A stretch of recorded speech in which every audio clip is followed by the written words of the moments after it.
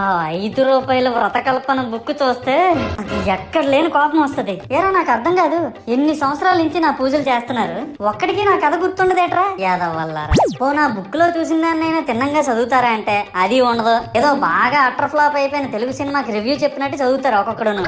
ఇంకా తర్వాత 9 రాత్రుల పాటు నాకు ఎన్ని సినిమాలు చూపించాలో అన్ని సినిమాలు చూపిస్తారా. ఇందులో ఫన్నీ పార్ట్ ఏంటంటే నేను ఎన్ని బ్యాచ్లను చూస్తాను తెలుసా. ప్రతి వీధి పందిరి దగ్గరికి తిరుగుతూ నా విగ్రహాలకు రివ్యూ ఇచ్చే బ్యాచ్ ఒకటి, ప్రసాదాల కోసం ప్రతి పందిరి దగ్గరికి తిరిగే బ్యాచ్ ఇంకొకటి, ఇంకా దరిద్రం ఏంటంటే నాకు కొట్టిన కొబ్బరికాయలు ఏమైనా మిగిలిపోయేమో వాటిని తీసుకెళ్లి పచ్చడి చేసుకుందాం అనే బ్యాచ్ ఒకటి. ఇవన్నీ చూస్తూ 9 రాత్రులు గడిపాక సరేలే సాయంత్రం అనిపిస్తారులే అని కాలు మీద కాలు వేసుకొని కూర్చుంటే అప్పుడు మొదలవుతాదిరా నా నిమజ్జనం వ్యాన్ ముందు 90 వేసి నాగిని డాన్స్ చేస్తారు.